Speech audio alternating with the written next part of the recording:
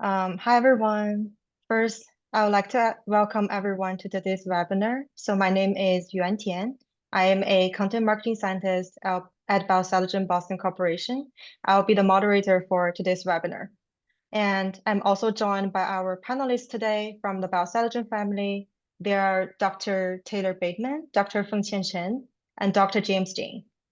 So Taylor, Fengqian, James, could you each take a moment to say hi and briefly introduce yourselves? I think we can start with maybe Taylor. Sure, thank you. Hello, everyone. My name is Taylor Bateman. I am a senior business development manager at Biocytogen. I have been with the team for a year and a half now, and my previous background is in microbiology and immunology, where I got my PhD. I am based at our Waltham site, and I look forward to answering any questions you might have and potentially talking in the future. Thanks, Taylor. We're glad to have you here today. Fengqian, would you like to go next? Sure. Thank you. I'm Feng, BD manager and Biocytogen, and I got a PhD from the Texas Tech at the UNC. My background is cancer immunotherapy and the tumor microenvironment. Very nice to meet you. Thank you. Okay. Thank you, Fengqian and James.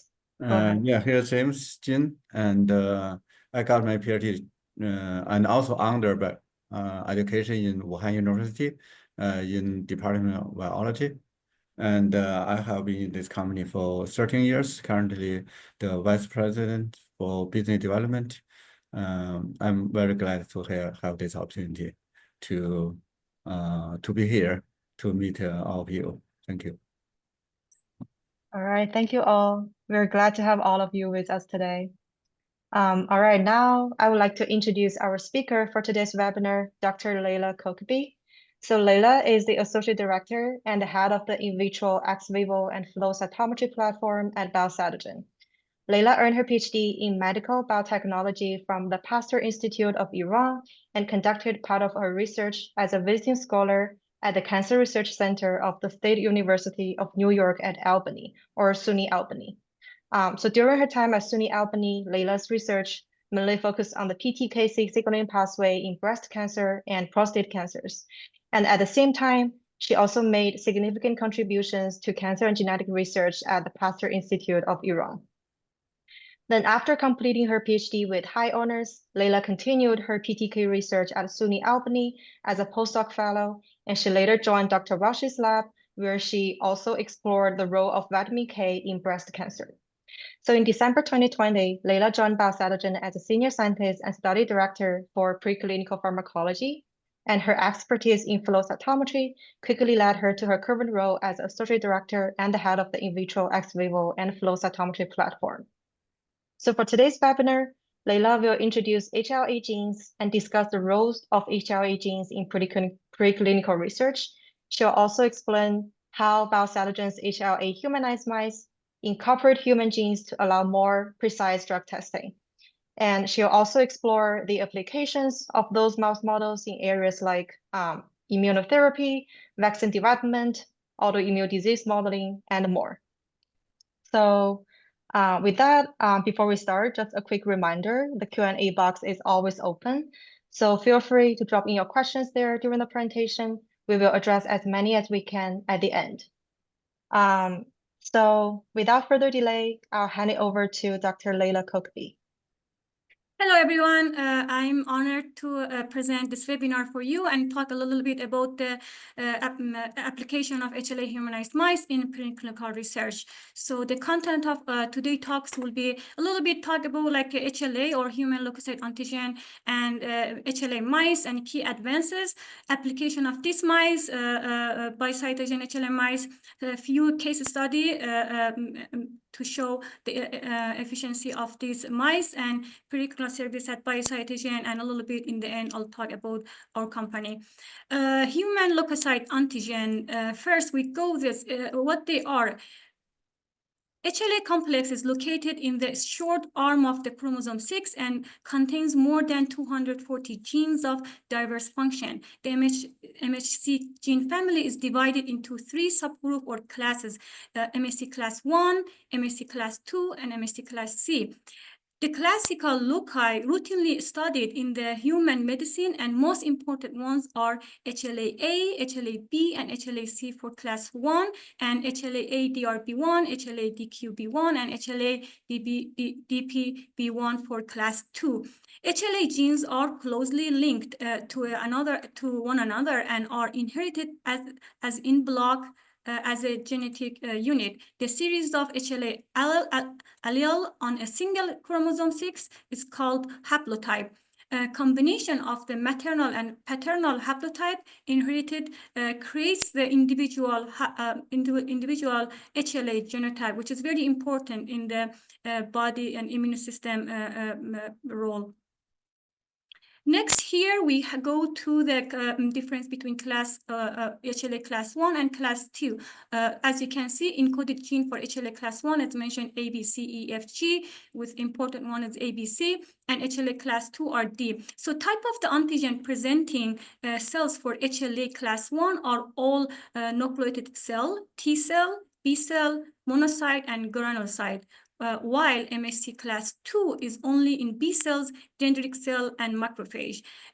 For the structure of the MHC class 1 molecule consists of a single heavy chain with the 3 extracellular domain alpha 1, alpha 2, alpha 3, which kind of have a close peptide binding groove here, as you can see here, and also a light chain B2M, which expressed by chromosome 15.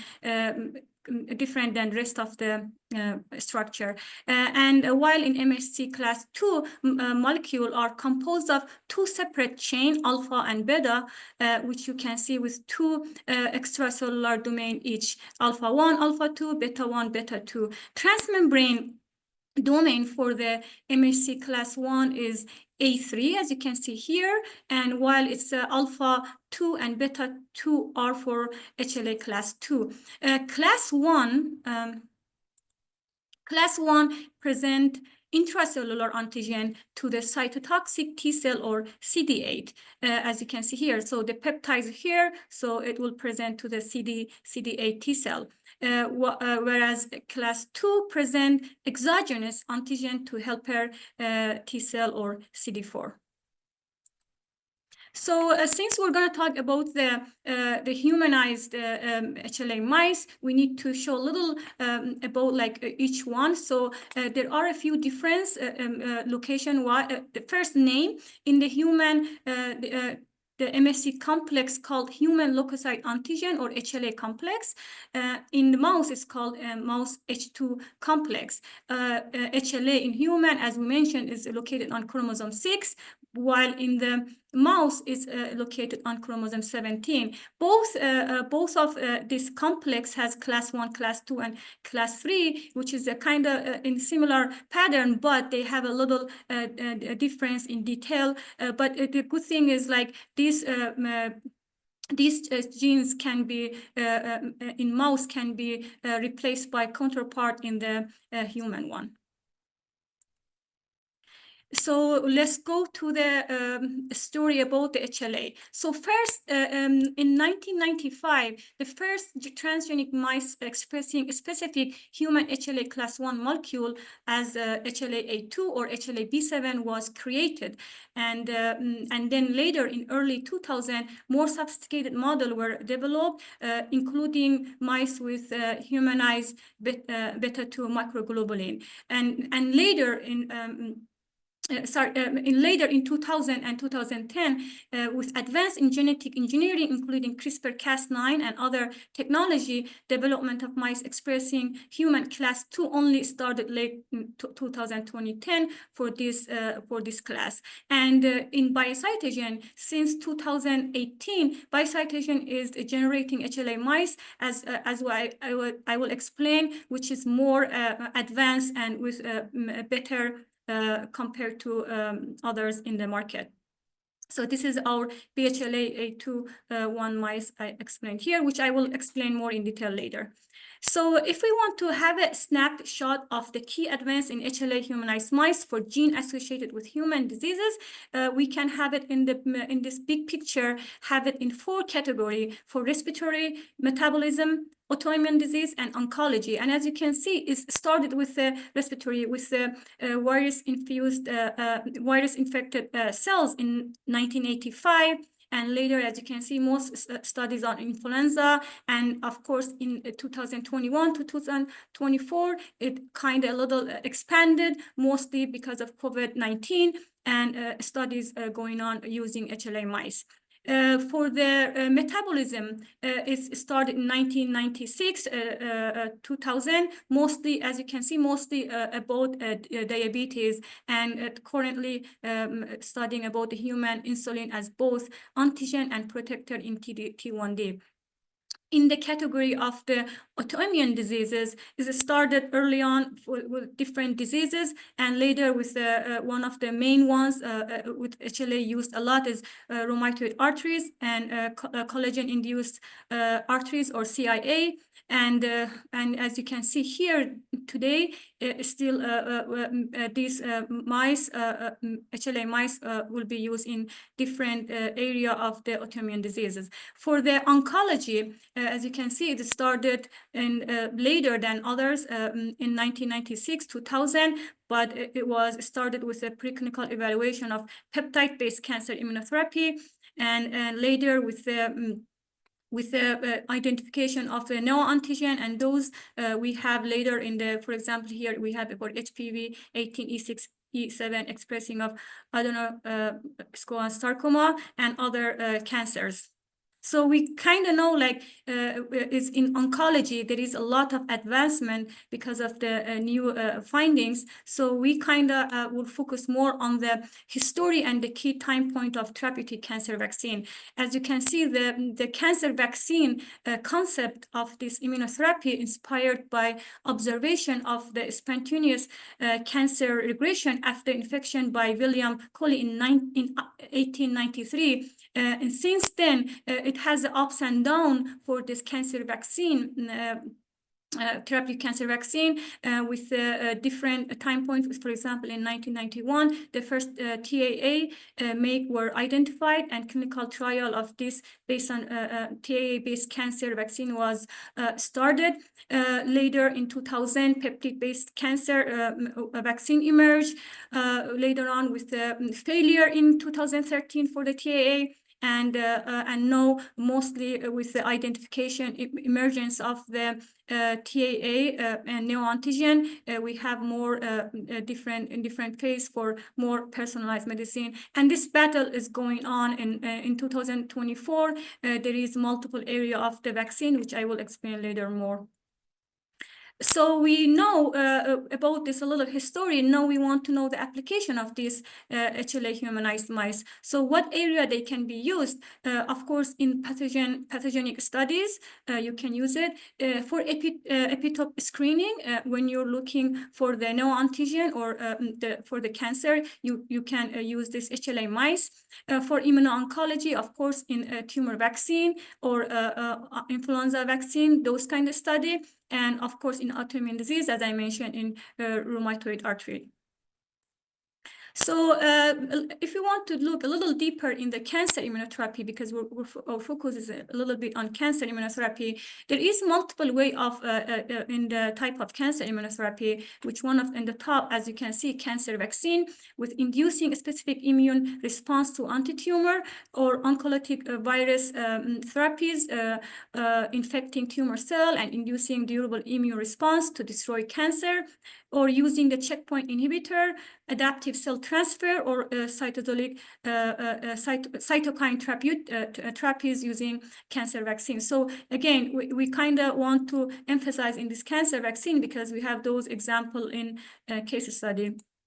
So one more thing about this interesting that for me was very interesting to know about the global cancer vaccine market size. As you can see here, this is from 2022, 2032, 10-year forecast market size for 2032 in US dollar. There will be 11.8% increase, and in 2032 we'll have about $20.2 billion market size for this cancer vaccine. And what's the drive for that?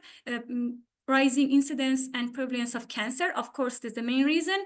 And then why this forecast and prediction is was predicted because of the trend increase in R&D activity, different company working on this different type of cancer vaccine, and of course the most highest market size share will be in North America. And also there is multiple areas that are fast growing in this market. So this is actually a very interesting slide. I may spend a little time on this one. Therapeutic cancer vaccine target type. As you can see, we can have both two approach, classic approach or innovative approach. So in the first one, tumor-associated antigen, TAA, can derive from any protein or glycoprotein synthesized by the tumor cell. And also about the example or HER2 is a tumor-associated antigen, and for the cancer testis antigen are a group of proteins that are primarily expressed in testis of adult animal, but are also found in the many type of cancer. Example is NYESO1. Tumor-specific antigen, in the other hand, there are molecule or protein that are only found on the cancer cell and not on the normal cell. So there is a difference between these two. TSA is a very specific, but TAA can also be expressed on a normal cell, as I mentioned, as HER2.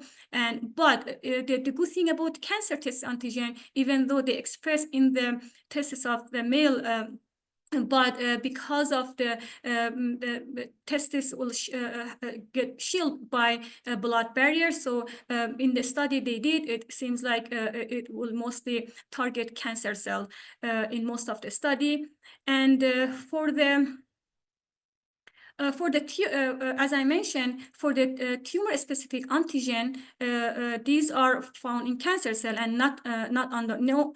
So here in this group we have oncoviral antigen or shared neoantigen. These neoantigen are antigen that are generated by tumor cell as a result of mutations such as genomic mutation, dysregulated RNA splicing, or viral open reading frame. They are only expressed in this tumor cell and are recognized as non-self by immune system. Example are KRAS and P53 mutation, which I will explain later, maybe in some of the example.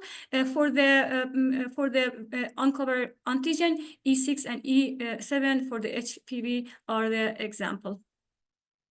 So here, tumor specificity for the TAA is a little variable. For the cancer testis are good and ideal for the TSA because, you know, they are very specific. Central tolerance for TAA is high, for the CTA is low and non-existent for the TSA. Prevalence in multiple patients, which means like when the drug developed or vaccine developed, it can be used in most of the patient because it can be found in higher prevalence, similar to oncoviral and shared neoantigen, and low in private neoantigen because this is very specific, personalized for that patient mutation. Here we have cancer vaccine innovation of 30 leading company. So you can see 15 company with innovative approach using the TSA, tissue-specific cancer antigen, and classic approach is mostly for TAA or the CTA, which they are like more known. So you can see a lot of famous company also have this classic approach because they are also like more identified earlier. But neoantigen like being identified more, and you can see a lot of the new company also working on this. So hopefully we can hear the great news about this successful phase 1, phase 2 about this drug, hopefully in future.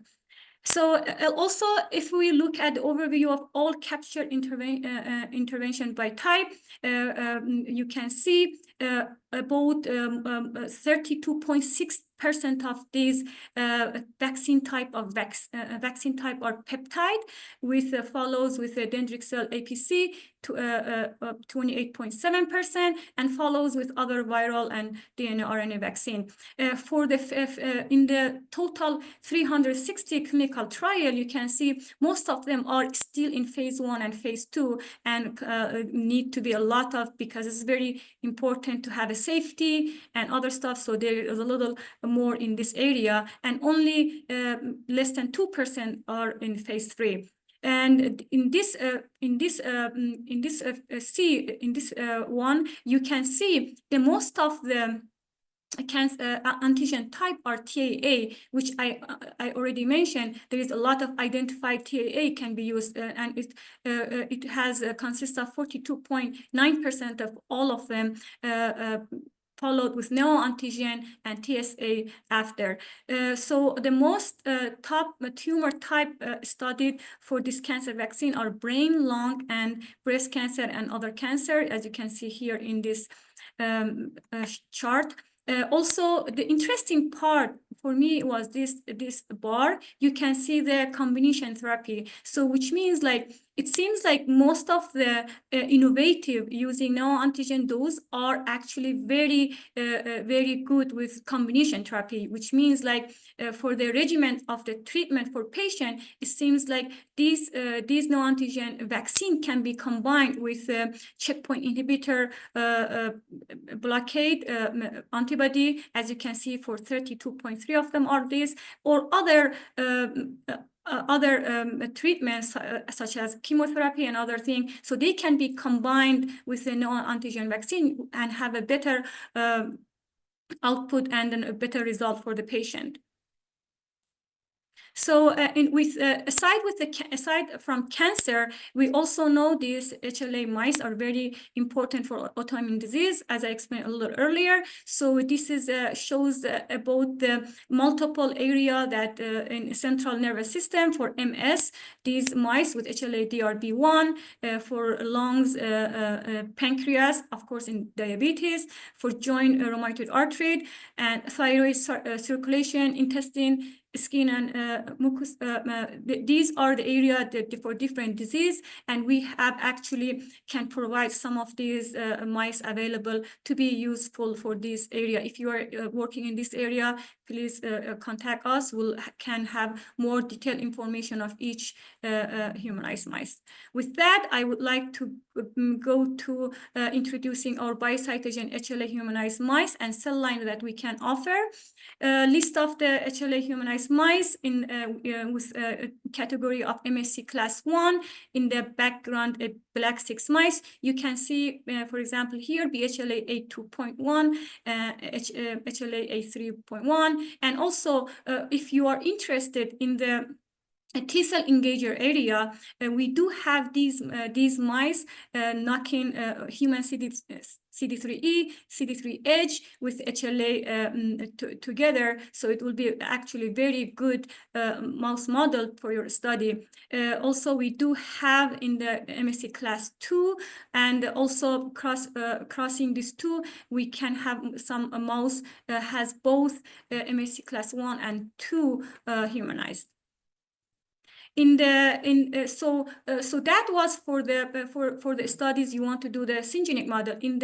If you want to use a human cancer cell line and do the xenograft model, of course, you need the humanized mice in the immunodeficient mice BNDG. So BNDG is equivalent to NSG. So as you can see here, we have BNDG HLA 2.1, BNDG humanized B2M HLA2, and so on. You can see the list. And also in the MSC class 2, similarly, we have these. And again, if you're interested in any of that, we have all the data package for each one, which can show the validation data and then like some case study about each one separately. About the HLA expressing cell line, we do have a HLA humanized HLA cell line in MC38 or B16F10 background for the syngeneic model. You can see here Biocytogen HLA-A2 tagged along with the human make A3. So these are, as I mentioned earlier, these are TAA or CTA. These are the one, and actually this cell line is actually very good cell line to use for your study because it has both HLA, human HLA, and also your target that you want to make a vaccine against. Also in the HLA expressing human cell line, you can see we have this cell line HTCC 116, which has, as I mentioned earlier, one of the neoantigen for the innovative cancer. We have the mutation in KRAS. So these are actually, we made these cell line that have these mutation along with HLA humanized part. So here we can go to the case study.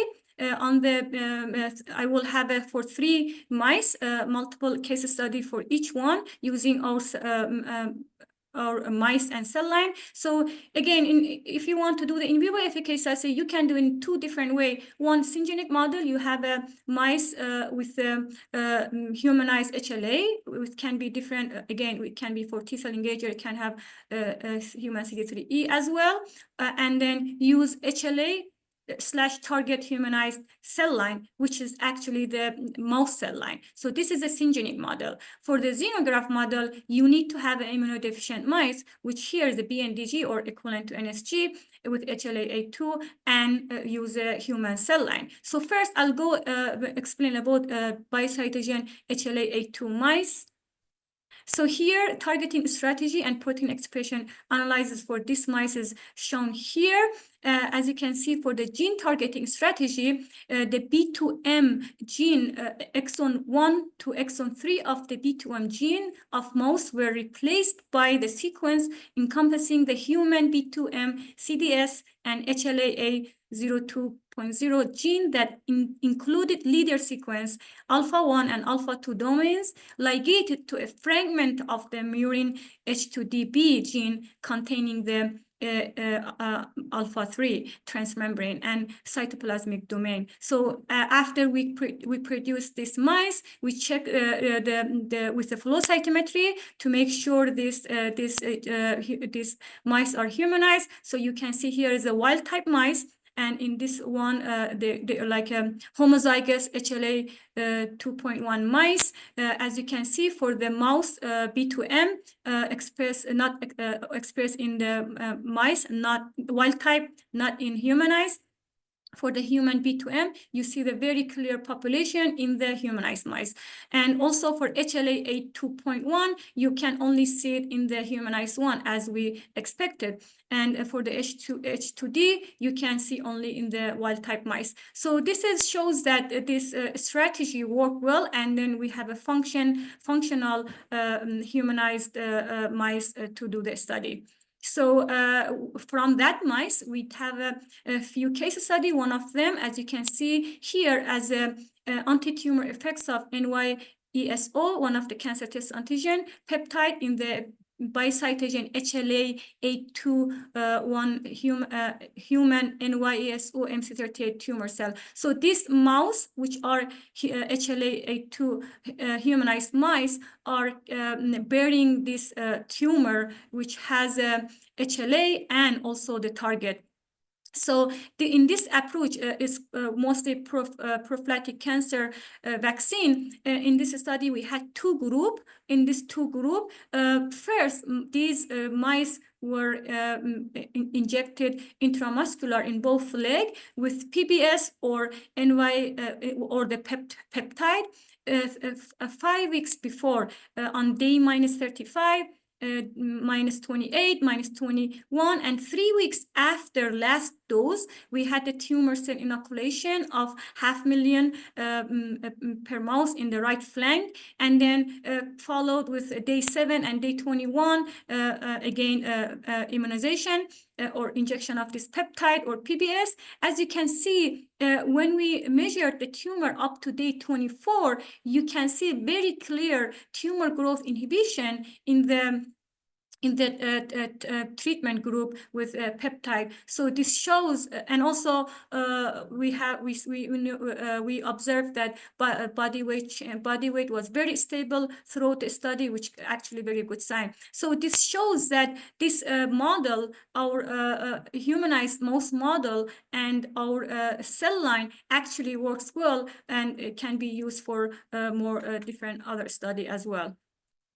In this one, we have therapeutic cancer vaccine, which this time we're using mRNA vaccine, which we have 3 groups, and then this time, first mice will be inoculated with a cell line to have a tumor up to 100 millimeter cube in a week. So first dose will be given when tumor are about 100 millimeter cube, and then what will be given are PBS, MT-LNP, or LNP with mRNA vaccine, and 10 microgram per mouse. So in this 3 group, as you can see here, we had 4 dosing every week, and then they were monitored up to day 27 for tumor volume. As you can see here, we had a very impressive tumor growth inhibition of 74.1%,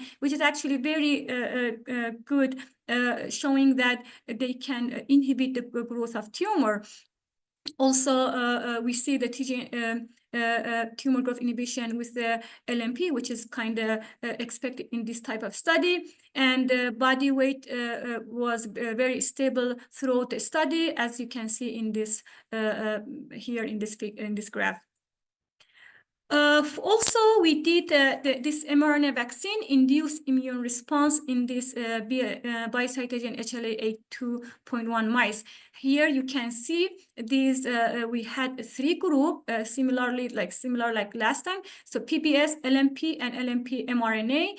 These mice were, so there is no tumor involved in this one, it's just immunization. So we did immunize them with these on day 0, day 7, day 14, 3 doses, and the week after last dose on day 21. The mice splenocyte was taken out, and then one of the technique that downstream you can use is ELISpot. One of the technique that you can use and seed the cell there, and then kind of check the secretion of the different cytokine. Which here we check the measure the interferon gamma secretion. So what we had here was from splenocyte from different immunized mice group. We had in duplicate for each one, and then treated with either PBS or 2 different peptide we had, and positive control. Positive control here is as the people know in this research, the PMM iomycin as a positive control can make cells to secrete the interferon gamma. So this should be positive control here. As you can see, you see the spot forming unit in the ELISpot. Also, these 2 with the LNP mRNA vaccine showed very positive result for when treated with the peptide. So it shows this powerful preclinical model for in vivo evaluation of the vaccine.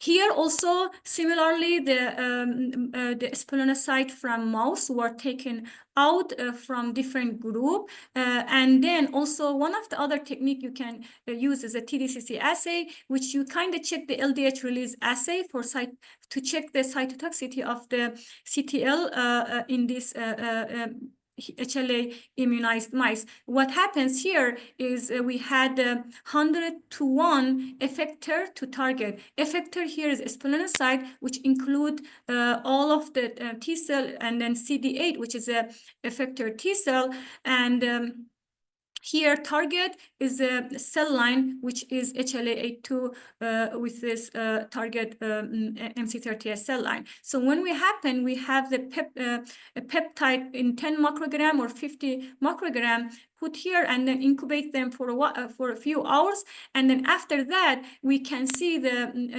these T cell will kill the target cell, and when the cells dies, they will release the LDH based on this kit, and then we measure the LDH release, and you can see with the one with the LNP mRNA, we could see more than about 50% cytotoxicity in both different peptide concentration, which also shows that specific CTL response in this cell line. LNP mRNA vaccination also generate specific effector CD8 T cell in spleen. So spleen of those group PBS, LNP, LNP mRNA were taken down, and then also splenocyte was used for the immunoprofiling using flow cytometry. As you can see in this graphs, you can see T cell percentage in the mouse CD45 is significantly higher, and from that T cell, specifically CD8 are actually the increase significantly in the LNP mRNA compared to the control or LNP. Also shows that it's not CD4, is uniquely CD8. And also one of the expected things in vaccination, we see the significant decrease in Treg in the mouse CD45. Also, these mice, the NY-ESO was a tetramer was tagged to be detectable, and most of them were in the CD8 population. And then, so if we look into the CD8 population for the memory cells, we can see for the in this LNP mRNA group, naive and central memory are the lowest, means the effector memory significantly high. So most of the CD8 cells are effector cells, so which is actually expected in the very successful vaccination. And in addition, we check expression of the mouse interferon gamma. As you can see, it was the highest significant in the CD8 and not CD4. Here, we also show that LNP mRNA enhances infiltration of effector T and reduce Treg cells in the tumor microenvironment. Here, again, similarly, increase in T cell, CD8, not CD4, and then the decrease of the Treg, and even increase of the PD-1 checkpoint inhibitor. Also, significant decrease in the naive and central memory, and also significant increase in the effector memory and interferon gamma in both CD4, CD8 and CD4. We're just reminding this is in the tumor, so the tumor microenvironment, and increase in the interferon gamma in CD4 actually is a very good sign that this vaccine working well. So next, if you want to do like a study, in vivo study using the human cell line, of course you need to use immunodeficient mice, which is here BNDG HLA-821. For this one, we have this BNDG mice. This is equivalent to the NSG mice in the market. And in this one, this mouse model lacks mature T cell, B cell, and functional NK cell.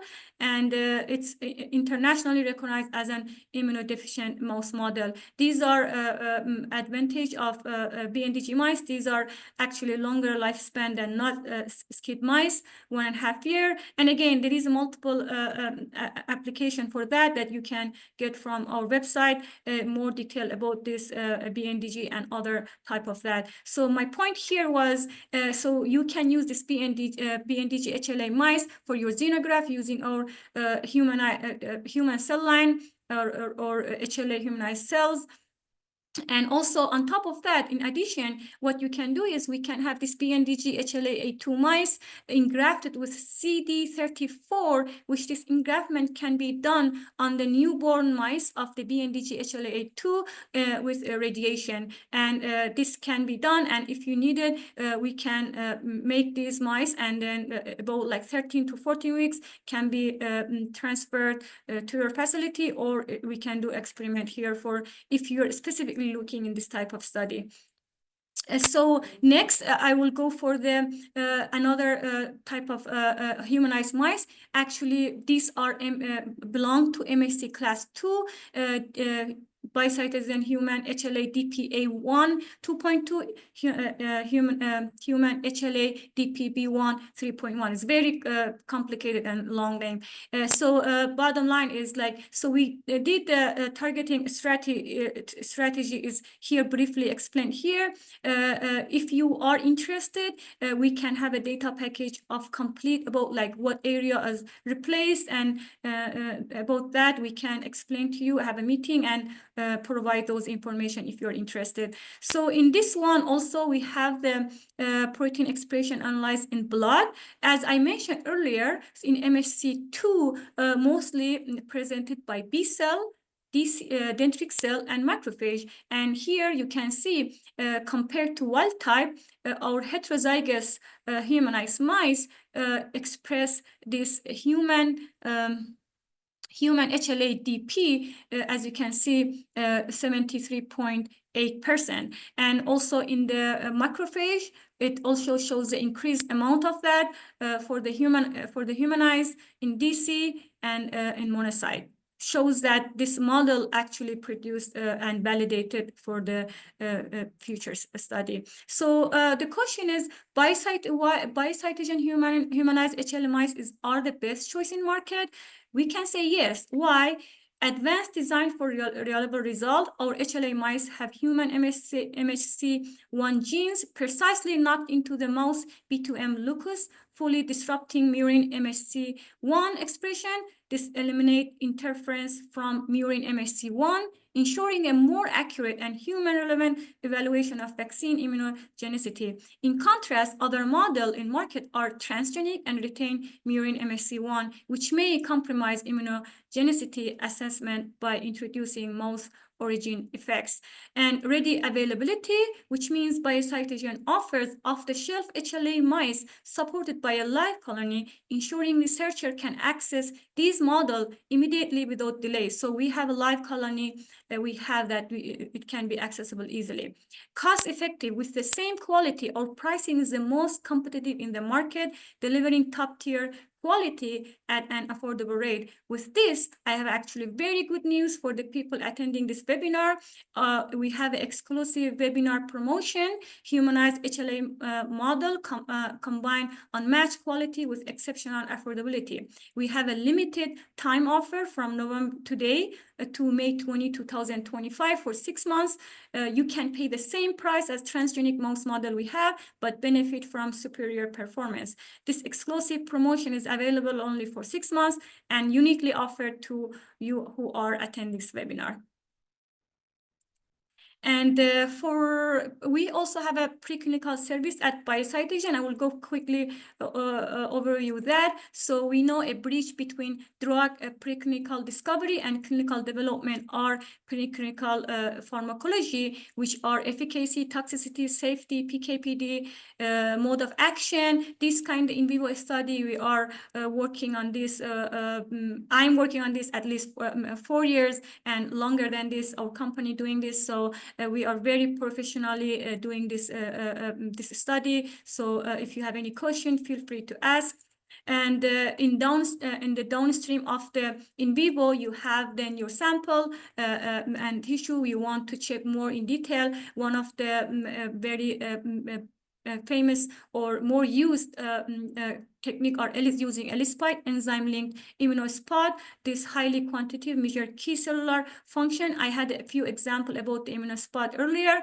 These are popular for vaccine testing and high throughput and sensitive. Actually, we have this and we can perform any vaccine study you have using our humanized mice here and or anything you want to do in the pharmacology Boston or Beijing.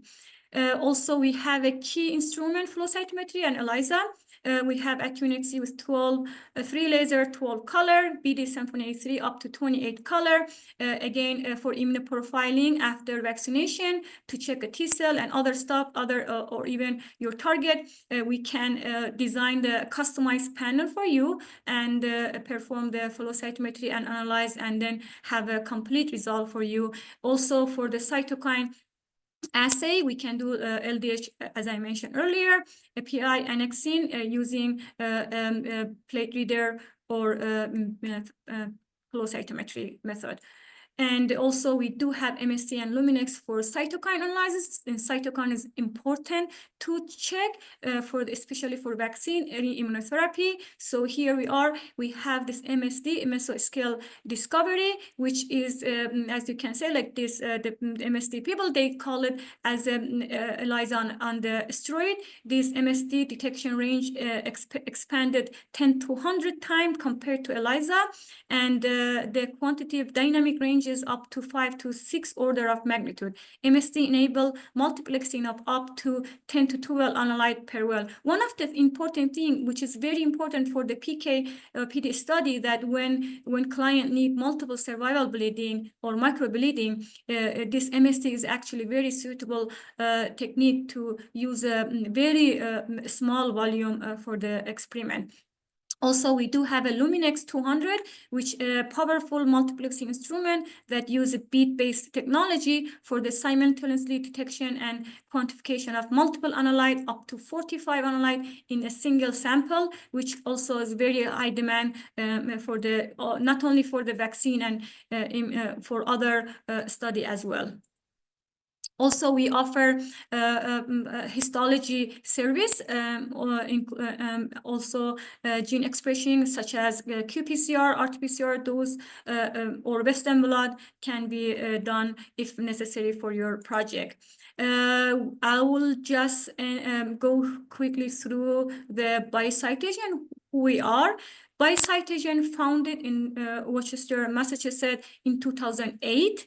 Earlier James mentioned, James is one of those like very early time from the Biocytogen. He will answer if you have any specific question about the history of Biocytogen. And so later in 2011, we established gene editing platform, and then in 2014 we developed first humanized immune checkpoint mice and our BNDG mice, which was a milestone, and you can see a lot of publication that uses our humanized mice, which we are very proud of our humanized mice contributing in the cancer research. And also in 2018, in Biocytogen Boston in Wakefield was started for pharmacology service, and at the same time, as I mentioned earlier, we actually start having the HLA humanized mice production in 2018. So that's want to mention about that here. And we are at the moment we moved to the Biocytogen bigger facility in 2023, and we are in Waltham. If you are in Boston or nearby, feel free to visit our company. We're more than happy to show our service and our building.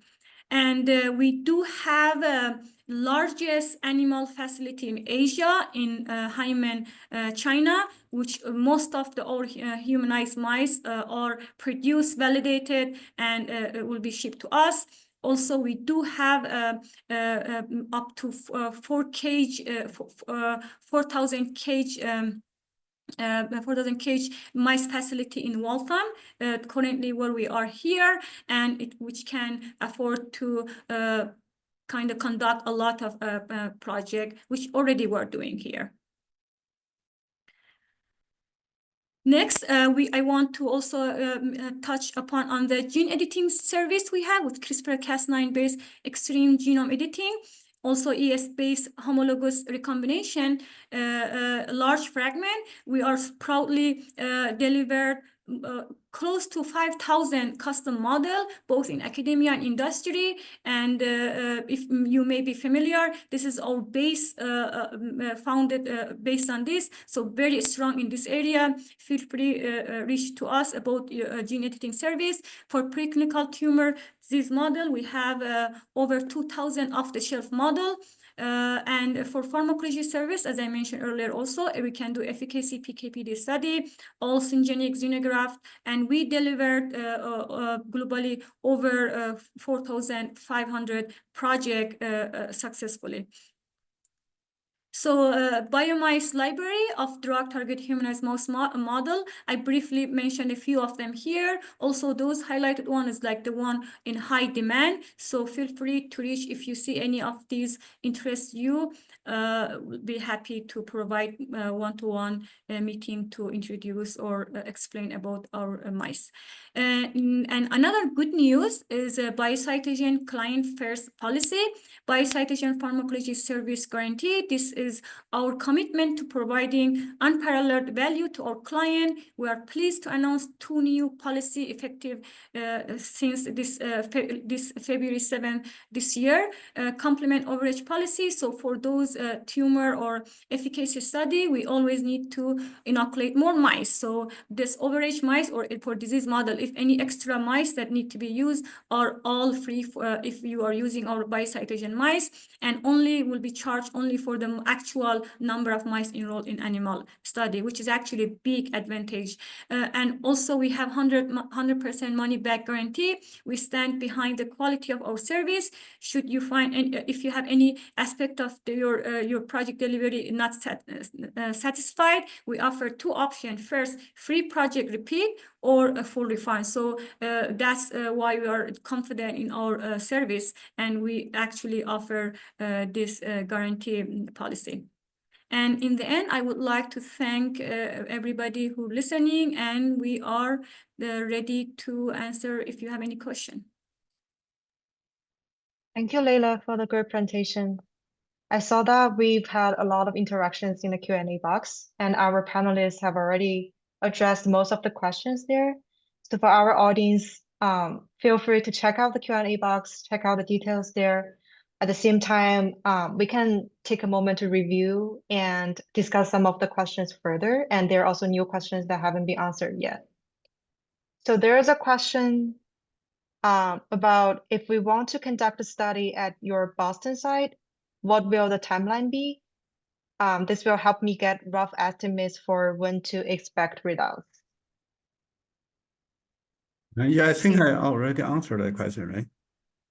Yeah, but just want to double check if there's any add-on from Leila or other panelists on that question. So yeah, like it can be like the result can be like, it depends on the study. It can be up from 1 to 3 months. So you can have a result in this time, again, including the mice order and, you know, like conducting study and analyze the data. Again, it's specific, it depends on the project. So we can discuss, you can contact us and ask about the specific for the timeline of. We will sure at the beginning, we'll give you a timeline to check to when you're expecting the result.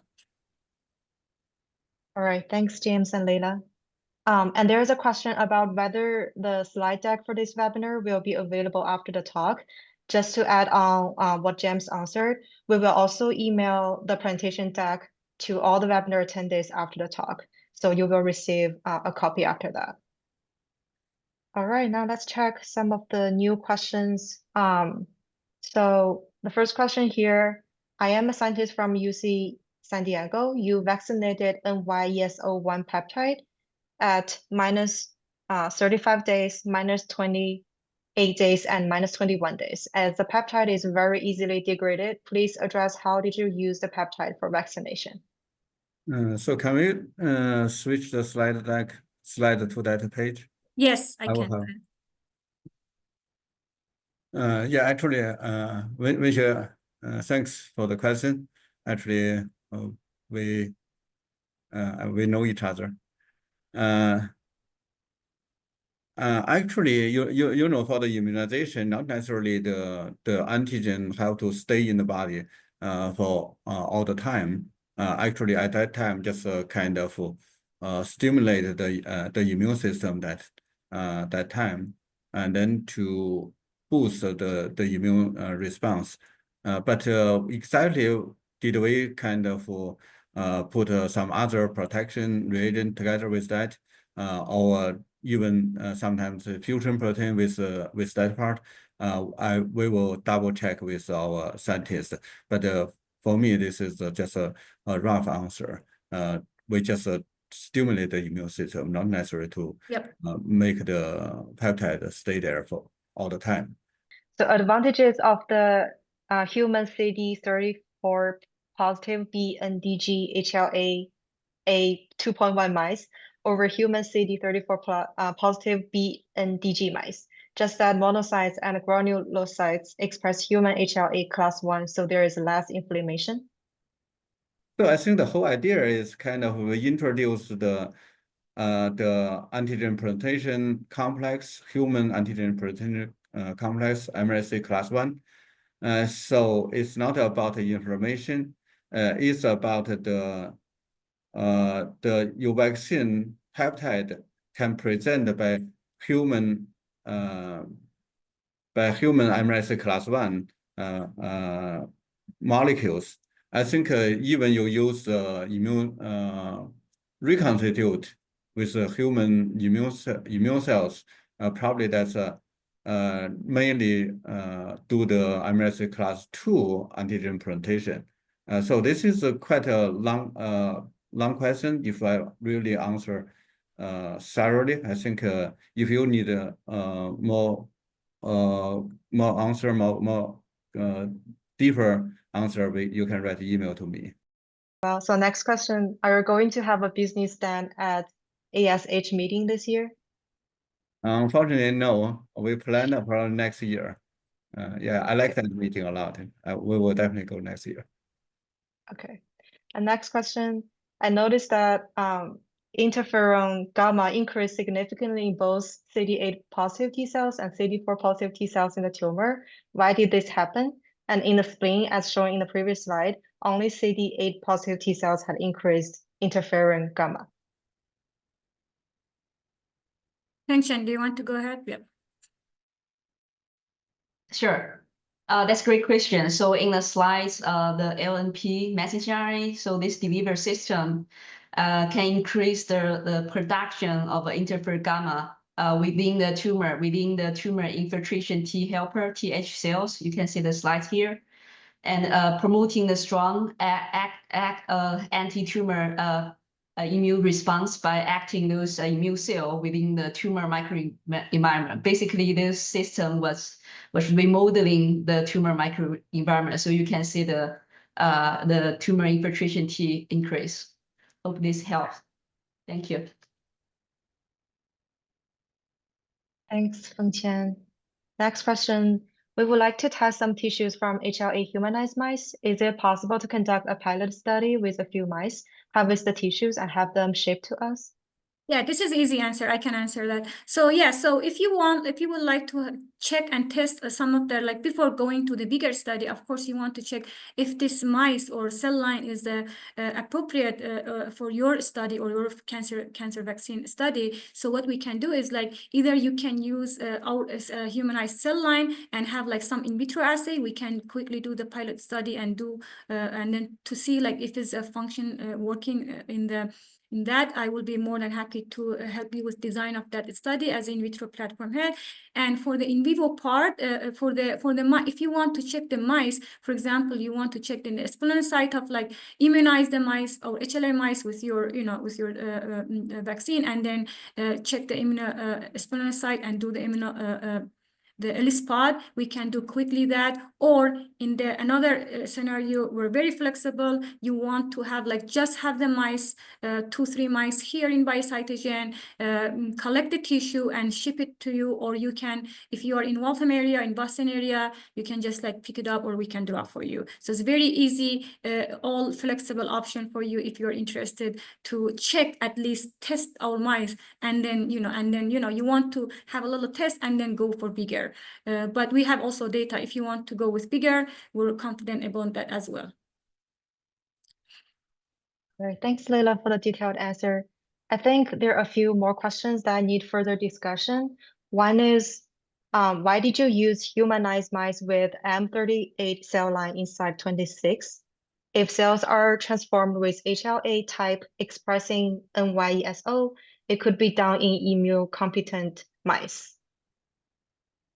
So these are in the still in the MC38 mice. The cell line is a mouse cell line. It's just that part is humanized. James, do you want to add on that? Actually, this is a very good question, actually. So you know what, the whole idea is not about immune competent or something. You can do the experiment on wild-type mice. This is about to develop you a vaccine. You want to address the human antigen presentation complex together with your potential vaccine peptide candidate. So only use this gene-engineered mice. So you have the full antigen presentation molecules from human and also your vaccine. If you use a complete wild-type mice, so you will have the mouse antigen presentation complex, and then the vaccine, you can only prove the concept. You really cannot use that peptide as a vaccine. So the same idea for our other drug-targeted humanized mice. For example, PD-1, you can use anti-mouse PD-1 to test the concept, but you cannot use that anti-mouse PD-1 antibody as a drug. So the same idea here is directly select the human the vaccine for human application use our mouse system. Hopefully, I delivered this idea clearly. If not so clear in short time, welcome to write the email to us, to me. If I might jump in for a moment, my interpretation of that question was that it may be helpful to clarify that the BHLA A2.1 mouse model is in a Black 6 background. These are immune competent mice. So I think that's an important detail to point out, is why we use the MC38, is that these are immune competent. Okay, thanks, Taylor. Thanks, So James. do we have, okay, do we have more time? If that's a person who really want to open his audio, do we have the option, have a more efficient dialogue? I don't think we can Okay. unmute audience, but you can email us at info@biocytogen.com. We can follow up with the question if you want. We Yeah. can have a meeting even to discuss more. Yep. Yeah, just feel free to email us after this. You can find us from the website, our website, Biocytogen. So you can find us, contact us from there. Yeah. Yeah, we're happy to provide our validated data. We can happy to have a meeting with you to discuss your specific needs. Okay, yeah, sounds good. I guess I'll just address one more question due to time. There's a question, would it be possible to add human PBMC into BNDG and PBMCs become functional in antigen presentation, antibody production, etc.? Taylor, would you like to go? Yes, sure. We actually do offer this as a model in our catalog. We have a PBMC BNDG mouse model, and we'd be we could also do the PBMC reconstitution in our second generation PBMC mouse model. BNDG mouse model. So this would be the BNDG mouse model that expresses the HLA as well. So if you have any questions on that, we'd love to have a further discussion. And personally, I did a lot of BNDG mice with the human PBMC engraftment and then like tumor study. I did myself and it was very successful. So, and again, depends on which human PBMC. You need to have a first human PBMC screening, then choose one and then use based on that. Yeah.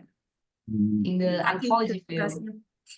So I actually, I don't know how much time. Actually, definitely, theoretically, you could generate some antibody, but it's really not a good system because nowadays immune reconstitution, they're still not complete. There's a lot of cytokine not complete. The immune response is not that robust. That's quite transient.